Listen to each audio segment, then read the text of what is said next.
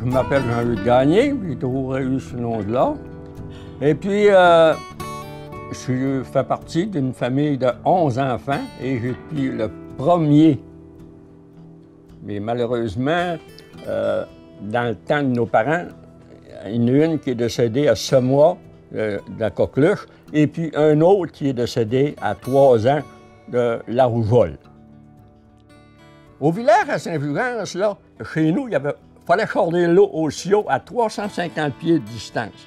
Fait, dès que j'ai eu 5 ans, là, même si le Sion, je l'emmenais avec la moitié, il fallait charder l'eau pour boire, et puis il fallait rentrer le bois tous les jours. Et puis, après ça, il fallait que je m'habitue à tirer les vaches, parce qu'on avait 2 vaches. Et puis, ma mère faisait un immense, beau, grand jardin. Mon père partait le matin, il allait travailler, puis là, frette ou pas frette, il allait travailler. Il gagnait 35 cents par jour. Ma mère, ben, quand c'était le temps, elle se levait à 5 heures le matin. Et puis là, le poêle, là, ben, il faisait frette en Saint-Sucrier parce que c'était isolé avec de la moulée dans les murs. Ça fait qu'imagine-toi que c'était pas chaud. Fait que nous autres, on couchait en haut.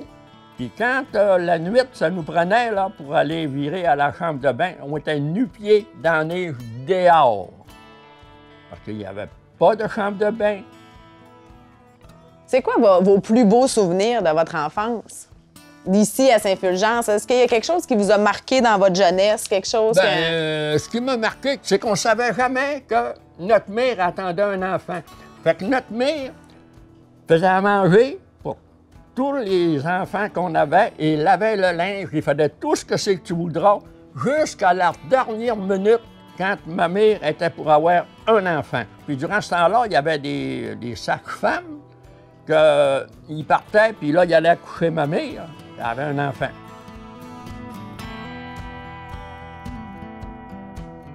Ça ressemblait à quoi, le village de Saint-Fulgence? Quand vous étiez petit, comment c'était fait? Au village à Saint-Fulgence, là, ben, c'était les personnes qui étaient la génération de mes parents. Tous les gens étaient du même rouage. Ces gens-là avaient un véhicule et ils passaient par les maisons, chaque maison, pour aller lui porter du manger. Puis là, ben, quand les personnes qui avaient de l'argent, ils payaient. Puis ceux-là qui n'avaient pas, bien, ils ne payaient pas. Puis à un moment donné, quand ils arrivaient dans les 1000 $, là, dans le temps, c'est beaucoup, là. C'était énorme. Faut pas t'oublier que dans le temps de nos parents, là, aussi je recule du temps de mon grand-père, un lot se vendait 25 $. Ça ressemblait à quoi, l'école, justement, dans votre temps? Qu'est-ce qui se passait, les classes? C'était comment, les enseignants? Il y avait première année, deuxième année, troisième année, quatrième année. Puis quand tu arrivais à ta 5e année, là, c'est que là, il fallait que tu partes et tu t'en ailles au village. Fait que là, il fallait aller au village, puis je trouvais une famille qui nous hébergeait pendant l'année scolaire, ça prenait... Aller à l'école. Fait que là, mon père, là, tu sais-tu ce qu'il me dit? Jamais m'a dépensé 5 cents pour que tu y ailles au village puis que je sois obligé de payer parce que les chemins n'étaient pas ouverts. Il fallait y aller à pied. Bon bras, bonne jambe. Il dit, c'est de même que tu vas gagner ta vie. Après ça, là, ben là, j'ai eu 14 ans. Puis là, j'ai eu 15 ans. Je suis allé 6 semaines dans le bois. Je n'avais pas le choix, là. Je ne suis pas instruit. Fait que le seul métier que je pouvais faire dans la vie, c'est bûcher dans le bois. Après ça, quand le chantier a été fini, je me suis revenu. Hey, c'était incroyable. J'avais gagné 120 $ clair. Un record. Fait que là, il y avait des lots à bois à bûcher.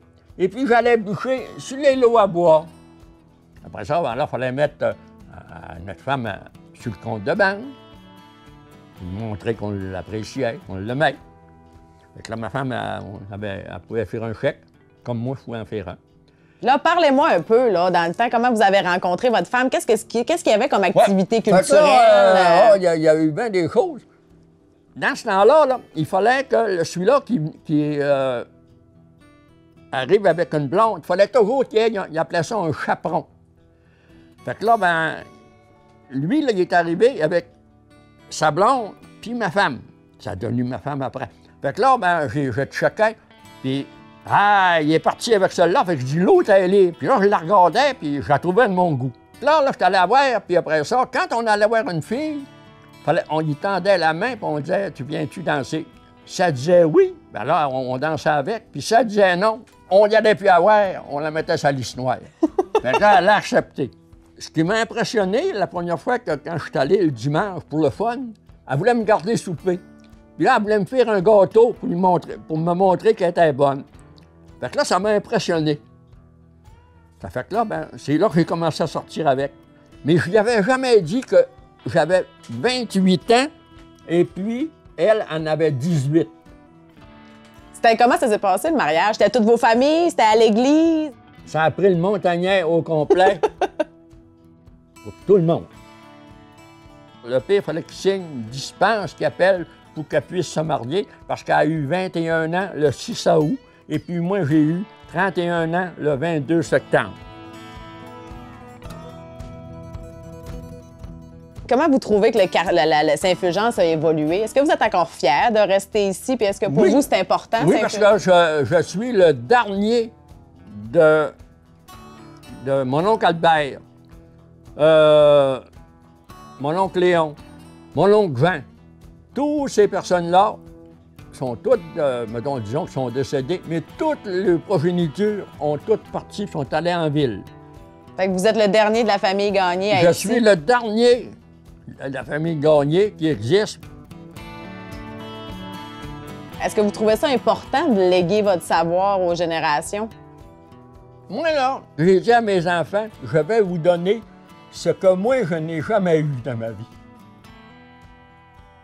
Je les ai fait instruire. C'est la plus belle affaire qu'on ne peut pas donner à nos enfants, les faire instruire.